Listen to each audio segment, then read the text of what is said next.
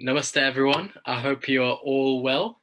Welcome to week 4 of not the student and the scholar, but the student and the Brahmacharini. Before we start, let's begin with a quick Gayatri Mantra. Om Bhurбhuvah Tatsarviturvarenyam Bhargo Devasya Dhimahi Diyo Yo Na Prachodaya. So, namaste everyone once again. Welcome to the student and the Brahmacharini today. The session we are going with is the Upanishads with Brahmacharini Sri Priyaji. So just as a quick introduction, I'm Dip and I studied economics and politics at Aston University. And currently I'm the National Treasurer at NHSF UK. Over to Vipasha. Hey everyone, my name is Vipasha. I am currently studying international development as a master's at King's College London, and on national committee I'm on the PR team. And now it gives me great pleasure to announce our guest for today, Brahmacharini Sri Priyaji. So Brahmacharini Sri Priyaji Chaitanya is the resident teacher of Chinmaya Mission in the UK. She's graduated from the University of York with a degree in politics, and she attended Chinmaya Mission's Youth Empowerment Program, after which she taught value education in schools and has delivered personality development workshops in Chennai in India. From 2014 to 2016, she underwent training in the ancient Vedic teachings with Chinmaya Mission in Mumbai, and she's since dedicated her life to the service of scriptures and to the visionary leader Swami Chinmayananda. So it's a great honor to have her here with us today. I'm sure there's so much that we can learn from her, hence why we have her here, and I'm really looking forward to our discussion today. So I'll hand it over to Dip to begin our questions.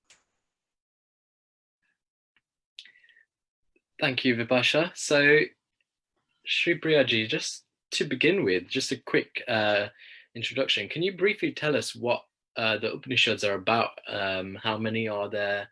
And just give us some context around the topic. Yep. So firstly, thank you for having me. It's a pleasure to be here with you. So our topic this evening is the Upanishads. The Upanishads are, the meaning of Upanishad is knowledge.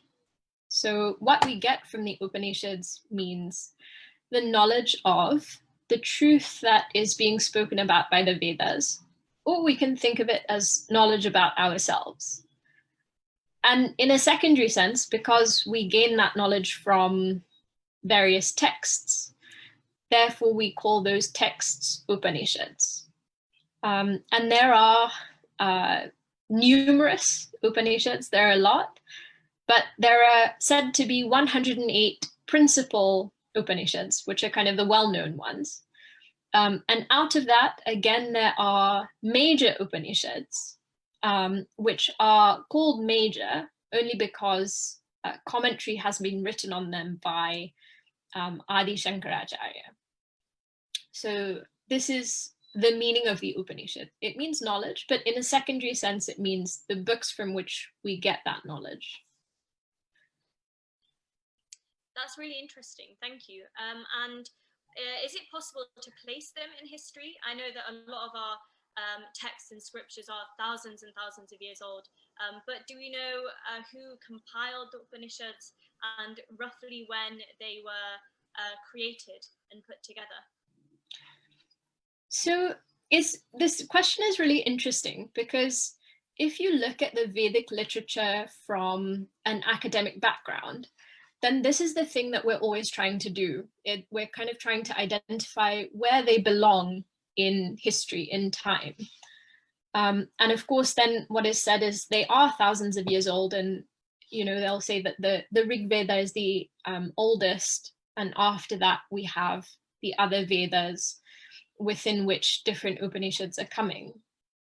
What's interesting is that generally if you study Upanishads in the traditional method, so not from a kind of scholarly perspective, if you study, for example, in a Gurukul, in a traditional ashram setting, then the kind of when of the Upanishads isn't important at all. In fact, because we call the Upanishads revelations, so they are mantras that were revealed to rishis in kind of a state of meditation.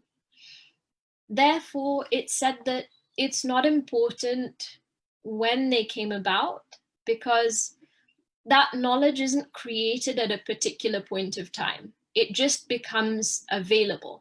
It's like, you know, when people say that America was discovered or India was discovered, it was always there, right? It just so happened that someone managed to get there.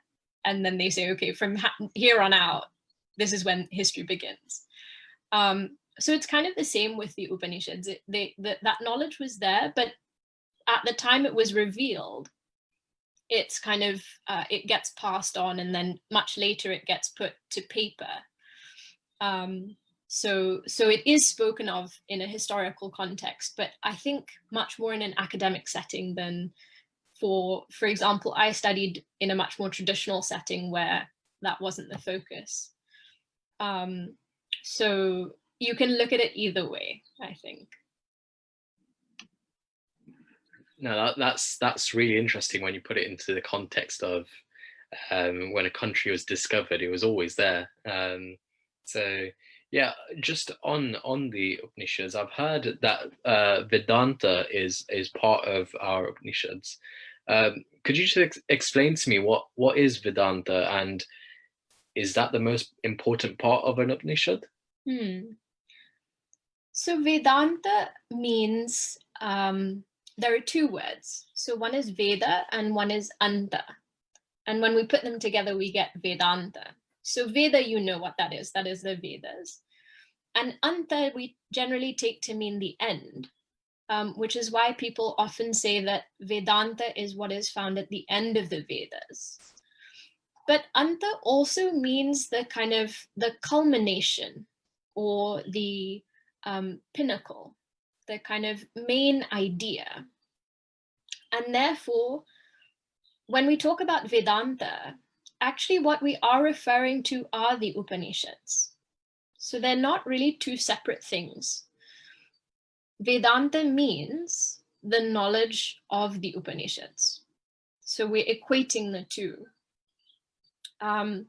So in this way, there are many different interpretations of the Upanishads. And that's why we have actually lots of different schools of Vedanta itself. So you have lots of different schools associated with the Vedas. Within the Vedas, looking at the Upanishads, you have Vedanta. And within Vedanta, there are so many ways of interpreting the Upanishads. So we have different schools of thought within Vedanta that kind of differ on what exactly the Upanishads are trying to tell us. I have studied Advaita Vedanta. That's the kind of tradition that I belong to. And the idea, to answer your second question, that sort of how important is it? The idea is that as much as we study within the Vedas, ultimately we want to come to the Upanishads. They should be kind of the culmination of our inquiry into the Vedas and into that body of knowledge. So yeah, they're incredibly important. So just before I ask you the next question, I just want to let everyone who's watching us on Facebook know that if you do have any questions for Shri Priyaji, we're going to have an audience Q&A a bit later on. So if you do have questions, then please do drop them in the comment section of this video. And then we have a dedicated team that's collating all of the answers. And then we'll definitely ask as many as we can. So please do that if you would like to. So Shri Priyaji, you mentioned that there are different branches of Vedanta. Could you just highlight some ones that are maybe more well known, or ones that you think are that we should know, and how are these different branches, how are they differentiated? The main thing that differentiates them is their understanding of us as individuals and our relationship with what is called the self, or the kind of truth behind the universe. So, for example, some people will say that we are, as individuals, completely different from that truth, which is like the total, right? So the idea is that the truth is in duality, basically that there is difference and that is true. Some people will say that we're not entirely different, but we are part of the totality. So, for example, the first type of person you could say is the type of person who just believes in individuals. There are no units, there are no social units, there are just individuals. The second person thinks that there is a social kind of entity, whether you call that community, society, and as an individual, I'm part of that community. So by myself, I'm not the same as that totality, but I'm part of it. So this is kind of a sort of part and whole relationship. And the third one, which is what we refer to as Advaita Vedanta, is where there is this idea that, in fact, the self that is expressing in me is, in fact, the exact same as the self or the truth which is expressing as this whole world. So there is non-difference. There are not two entities, there is just one that has many expressions, but the essence of it is the same. And this is what we call Advaita Vedanta, because the idea that is being expounded is that there is just one truth behind everything and everyone that is perceived in this creation. So these are just briefly kind of the main schools that we can refer to. So that's quite a powerful thought that you just you brought forward, that the reality that's all around us is the same reality that's within us. So if we follow that school of thought, then what are the consequences in terms of how we behave, how we act towards each other, or are there consequences? Because I think that in itself, if that is a guiding philosophy, that's a really powerful one. So how can that really change the way we see the world? I think you're absolutely right. It is incredibly powerful. I think when we think about what motivates our behavior towards our connections with people around us, we feel comfortable with and we feel connected with people in whom we find that we have something in common, right? If you meet someone whom within kind of 5 minutes you find you have nothing to talk about with that person, you have nothing in common, no, you're not interested in the same TV shows, the same literature, you're not interested in the same kind of things, and you won't be interested in maintaining a relationship. You'll say, fine, I met that person and I'm probably never going to speak to them again. Whereas when you find someone who, you know, like you say, you really connect with, then you can feel much more comfortable with that person and you can relate to that person much more easily. And I think that a really important consequence of that is when we connect to people, we're much more open to them and we are able to be selfless with them. In the sense, if that person needs something, if I can see that I can do something for that person, if I see something in common, if I identify with them, I am so ready to just give whatever I need to give, right? It's like with your family. If for a lot of people, if a member of their family asks them for anything, they are immediately ready to give whatever is required. The same thing that you're so ready to give for a family member, you're not ready to give for your neighbor or your friend or just a random person. We're not ready to kind of to offer them the same things. And that's because there isn't this same sense of identity, right? We're still seeing differences, and those differences are becoming important. They define our relationship. When we see things in common, those commonalities define our relationship.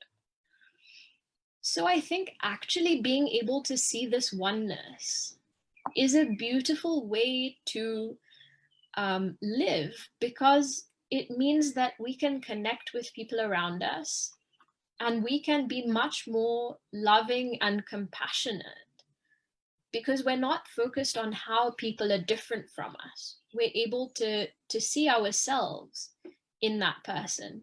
And I think especially in the kind of world we live in, it is so valuable to be able to see beyond differences and to kind of be able to knock down boundaries, because they become so definitive sometimes that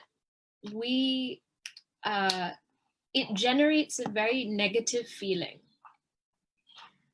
And we're not even able to give people a chance. Sometimes we get into a kind of mindset where we just see that based on a person's appearance, they belong to a particular group or something. And immediately in our mind, we get closed off. We don't want to interact with them. So I think the idea of seeing oneness really empowers us to be open to the world, to be more generous with people around us, to be more loving, and also to be more relaxed. If you're with strangers, we're rarely relaxed, right? You're either trying to impress them, or you're wondering what they think of you, or, all these thoughts are going on. When you're with people that you're comfortable with, you're relaxed, like you can be who you are. So I think if we can, if this kind of vibes with us, if it makes sense to us, it can make a huge difference in our day-to-day life.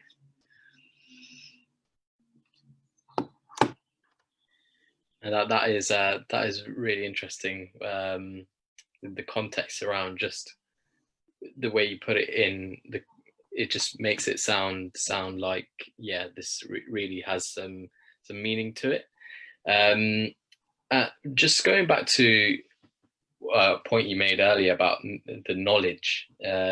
So a quote I've grown up with and a lot of my teachers use is "knowledge is power."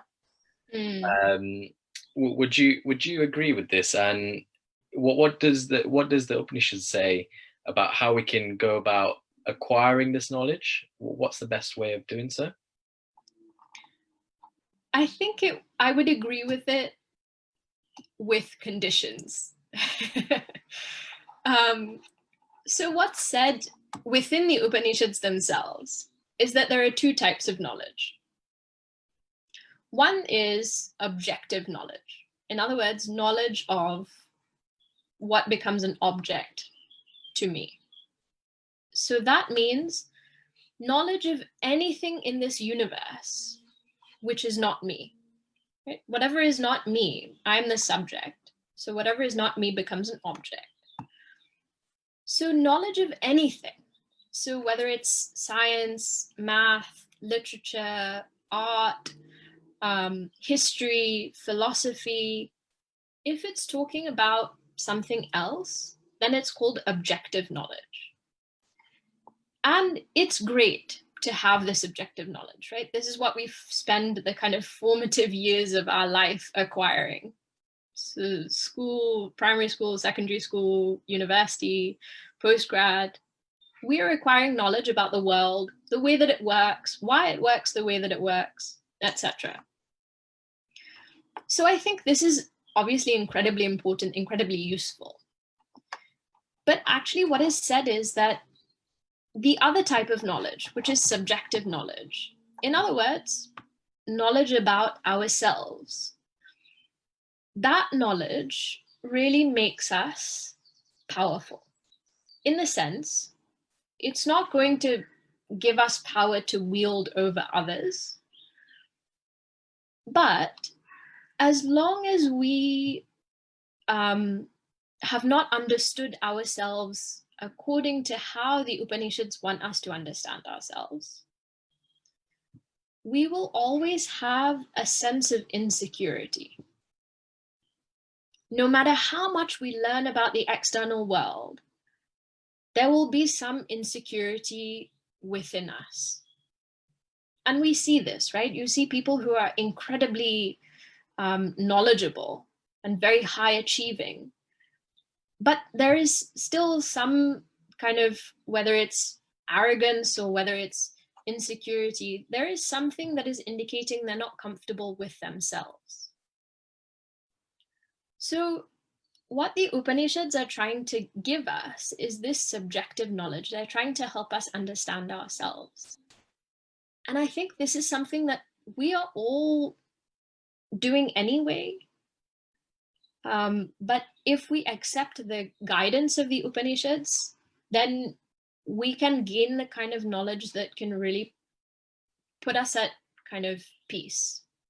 So when we get rid of those insecurities, we become absolutely comfortable with ourselves. So this kind of knowledge, I think, is really what is important. And it is accessible to all of us, right? It's something that everyone can access, especially nowadays. I mean, you just have to search on Google and you can find Upanishads to read, which is not to say that we will understand them immediately when we just read them by ourselves, because I think we do need someone to kind of lead us through. And this is what is said in the Upanishads themselves, that you should have a teacher before you look into this knowledge. So yes, I think it is incredibly important. And at the same time, it is accessible to all of us.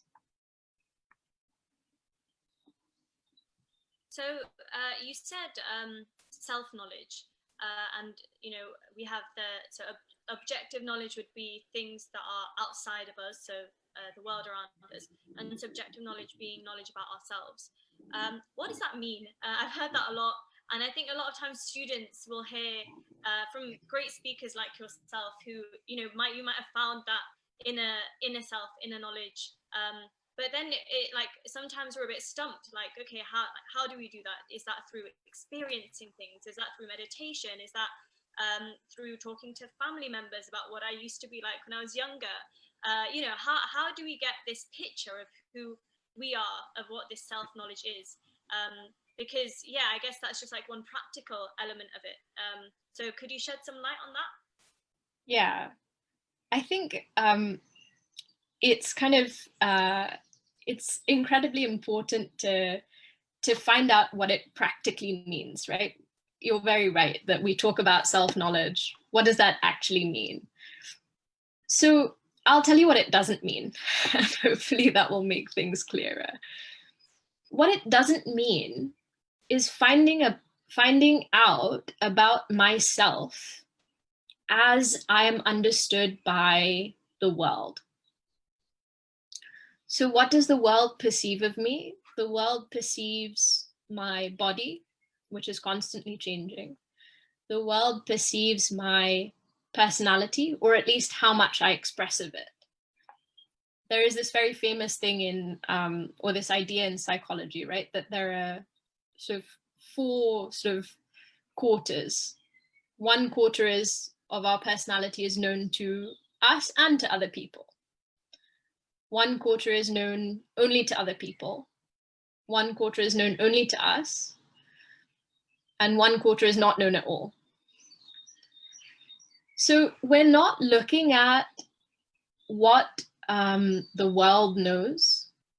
We're not looking at our body or our personality.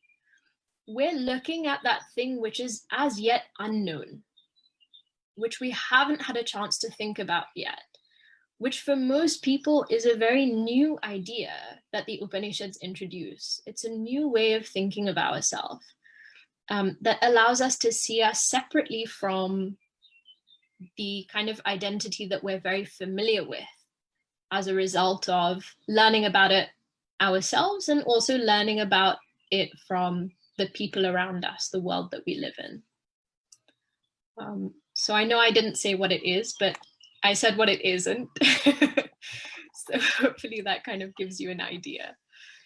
Yeah, no, thank you for that. That's actually quite interesting. But yeah, we'll start and move on to our Q&A from our audience. So to begin with, we have a question from Samyak. What is the relation between the totality of impersonal absolute Brahman as expounded by the Upanishads and the deities we worship? Okay, so the deities that we worship, so this is what we're familiar with, right? So kind of the deities of Shiva or Krishna, Rama, Devi, etc. These are what we call deities. And they are the kind of forms that we look to in our worship in this kind of culture. So when we look at that absolute impersonal truth, what we call Brahman, that is often difficult to conceptualize. It's difficult to understand. So what the Vedas or what our scriptures do is they say, understand that truth in the context of the world. And sometimes it's still difficult to think of what totality means. So then we are presented with these forms and we are told, or we are asked that in these forms, you understand that totality is present. It's like a representation of totality, right? It's like you have flags, right, of particular countries. So when you look at the flag, you're not just seeing a cloth, a piece of cloth with some paint on it.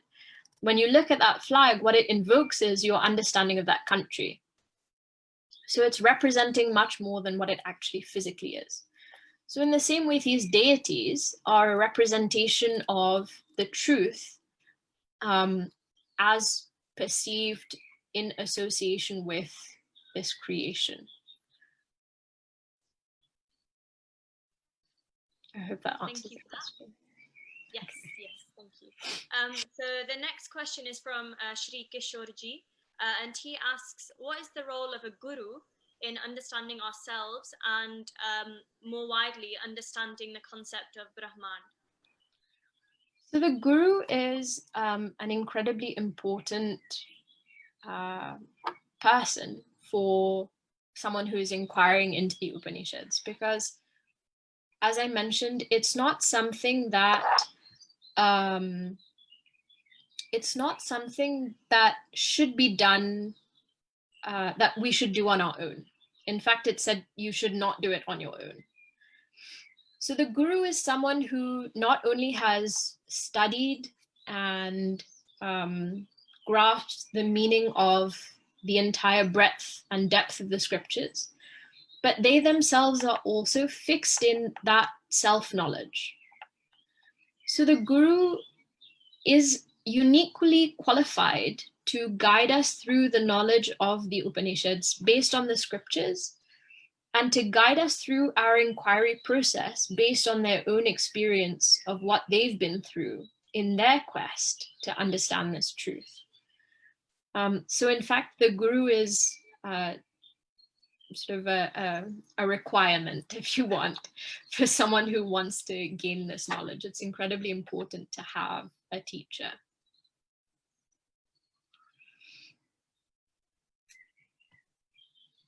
Thank you for that. And yeah, I think this question from Amber is one I've wanted to ask as well. So if someone is just beginning to learn Upanishads, is there a text you could recommend to start with? And like you just said, would you recommend to start it with another guru?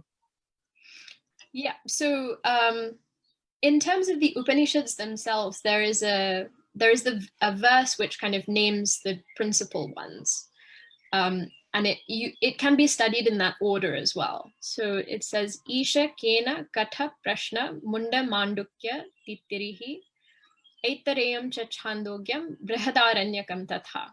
So essentially the first one, which is this Isha Upanishad, Ishavasya, that is often the first one that people study. But personally, I think that, and in fact, if you go to a traditional Gurukul, they will not start with Upanishads. So you will have at least kind of 6 months of study of preliminary texts written by mostly, in at least what I studied, by Adi Shankaracharya, and then you move on to the Upanishads, because the concepts in the Upanishads, they won't explain concepts to you. They'll just give you kind of the truth in their own language. So now you don't want to constantly be wondering, what does this mean? What do they mean by this word? What do they mean by that? So it's very good to start with kind of preliminary texts that help you understand those first, and then you can dive into the Upanishads with a teacher.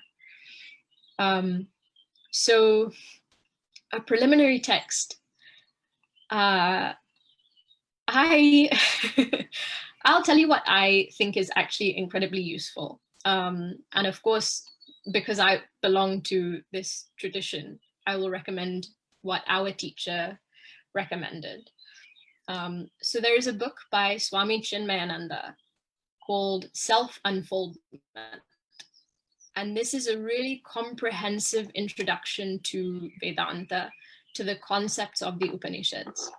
And I think that can definitely prepare someone for diving into deeper topics, deeper inquiry.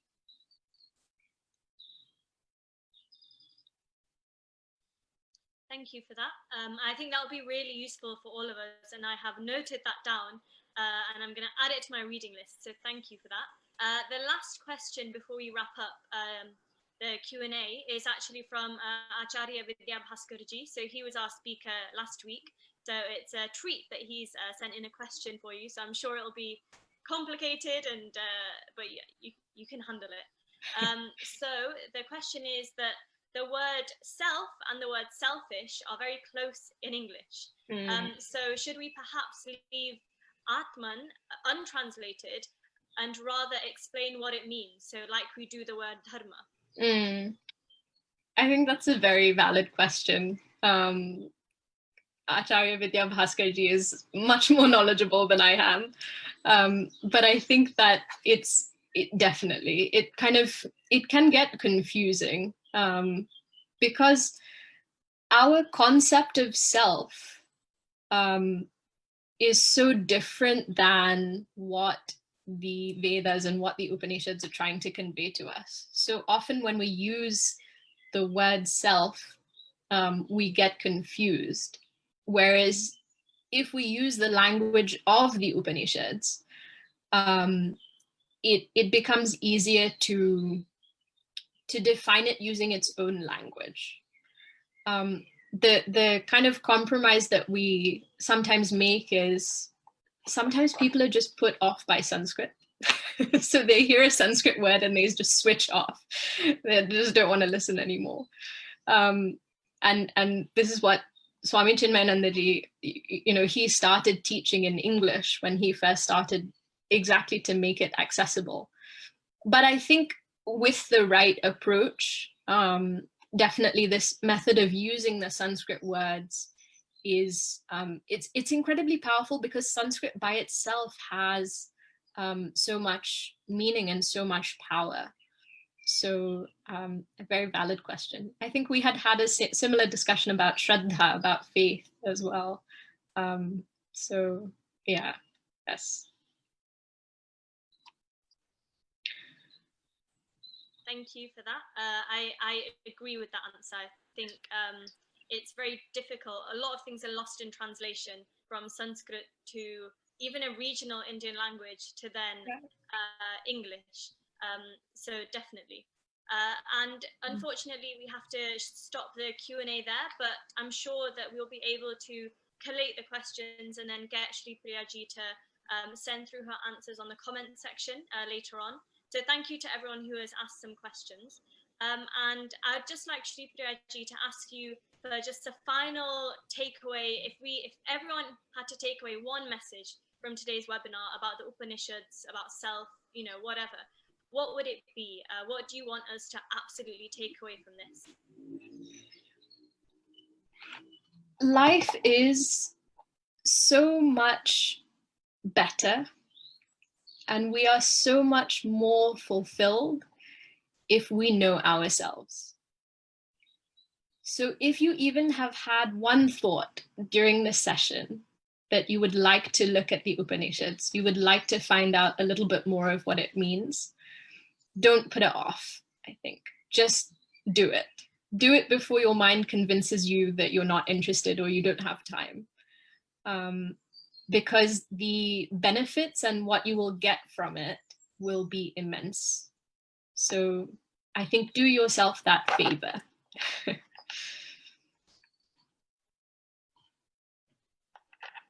Yeah, no, 100%. I have to agree with you there, and you pretty much read my mind there, Shri Priyaji, when in my takeaway. So I think my biggest takeaway from this session was a point you made earlier, in that if we don't know ourselves and knowledge of ourselves, and what we can't really affect the knowledge of others, and yeah, how that really makes you powerful when you have the knowledge about yourself. Really hit me hard there. So yeah, I think that was my biggest takeaway from that. Yeah, definitely. I think my takeaway, I mean, there's a lot that we've covered, but firstly, to pick up a book, or even if it's just a bit of research into the Upanishads through the correct channels, do it, because I guess now is the time that we have now is a blessing, really, to do all these things that are on our to-do list. So that's definitely one of the things I'll take away. And I also, you mentioned this earlier, and I really like this analogy, and I think Dip brought it up again, of, Bharat wasn't discovered, so to speak. America wasn't discovered. It was there, waiting to be stumbled upon. So just like that, I guess all of these texts and scriptures and everything that we have, all the many things that we have within Hindu Dharma, are there waiting to be discovered by us right now. They've been discovered by people, they've been commented on, there's people have unpacked them, but just like they were waiting to be discovered by the people thousands of years ago, they're still waiting to be discovered by me, who hasn't picked one up yet. So thank you so much. I think that's given everyone so much food for thought. And it's been a really nice addition into our, I guess, series of unpacking more about our dharma and about our scriptures. So thank you so much, Shri Priyaji, for taking out some of your time to come and speak to us. It's been a really interesting discussion. We've all learned a lot from it. And we hope you have enjoyed it too. So thank you very much for that. I have. Thank you so much. It's been a pleasure to speak with you both. Thank you. And thank you also to our audience who is joining us on Facebook. Once again, apologies if we didn't get through all the questions, but we'll definitely try and get answers to those to you soon. So that is, we're gonna round off for today. Just before we finish, I'd like to do a few quick shout outs. So as you can see on your screen right now, it says save the date JCD with a really cool blue background. So, coronavirus isn't stopping us necessarily. We're still having our June Committees Day. However, it's going to be virtual this year, of course. So you can see the dates there around mid-June. So if you are on a chapter committee that will start in September, please do save those 2 dates. And there'll be more information shortly about how to register, etc. But yeah, please do keep that in mind. June Committees Day in June obviously, June Committees Day on the 20th and 21st of June. And then lastly, we are still doing our distancing dharmically initiatives. So the next few weeks, I know it's exam season, so there'll be a few less things, but keep a lookout on our social medias because there's still a lot of cool things happening, like this webinar, like different recommendations from National Committee, etc. And yeah, we hope you're all doing well. We hope you're all safe. For those of you that have exams, good luck. And thank you once again for tuning in. Have a lovely rest of the evening. Namaste, everyone.